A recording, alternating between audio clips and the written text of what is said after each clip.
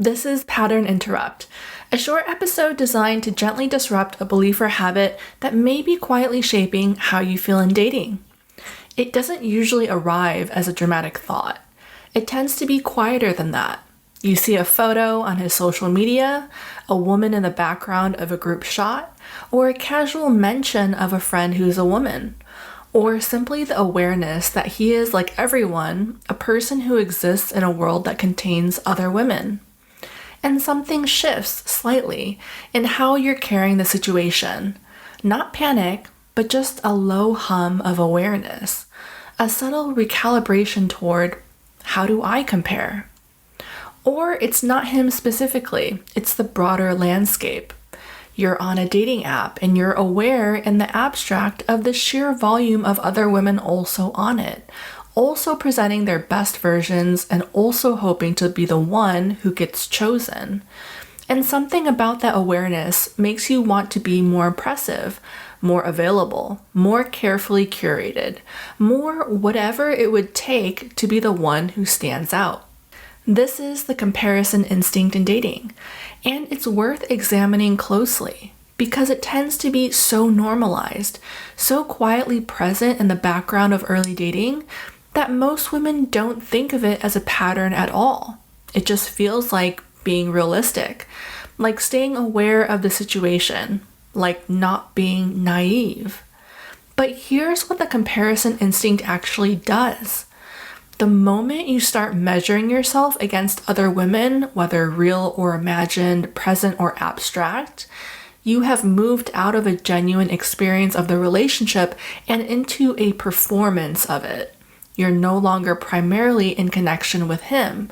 You're primarily managing your position. And those are fundamentally different orientations, and they produce fundamentally different dynamics. When you're in genuine connection, your attention is on the actual interaction, on what's happening between you two, on who he is and who you are, and what you're discovering about both of you. That quality of attention is felt by the other person, and it's what makes a conversation feel real rather than curated. It's what creates the conditions for actual intimacy. But when you're in position management, even subtly, even just internally, your attention has split. Part of it is on the interaction. Part of it is on how you're coming across, how you compare, whether you're doing enough to secure what you're hoping for. And that split attention has a texture.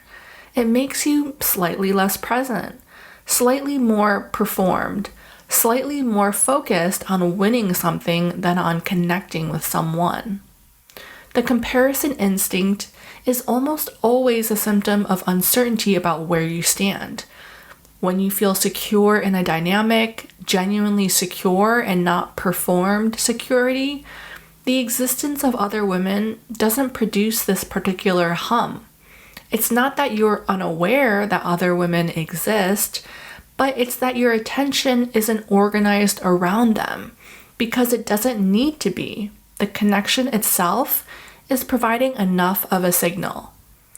When the comparison instinct activates, it's usually telling you one of two things.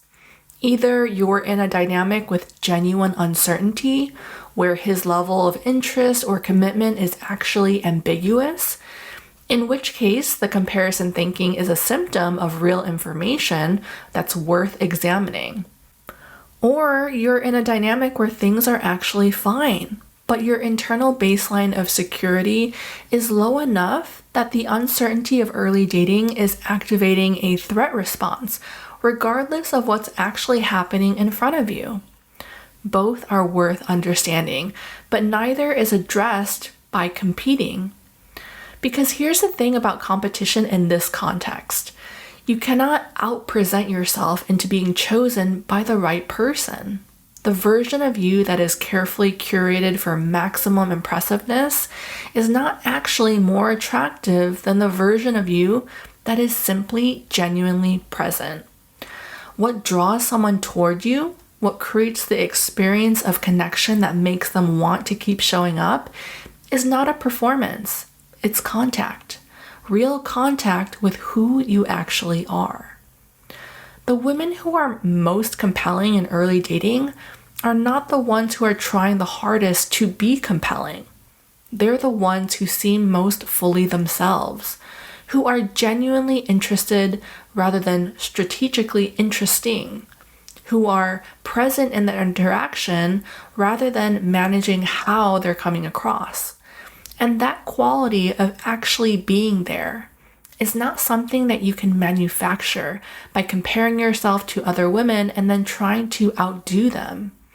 It's something that you access by taking your attention off the comparison entirely and bringing it back to the actual person in front of you. The pattern that this episode interrupts is the quiet habit of orienting around other women, whether real or imagined, when what the situation actually calls for is orienting toward yourself, toward what you're genuinely experiencing, what you're actually noticing, who you are when you're not performing for an audience, because that's where connection lives, not in the competition, but in the contact. If this landed, the private podcast goes even deeper into what the comparison instinct is actually tracking underneath and how to redirect that energy towards something that genuinely helps rather than something that quietly costs you. And that's waiting for you in the show notes.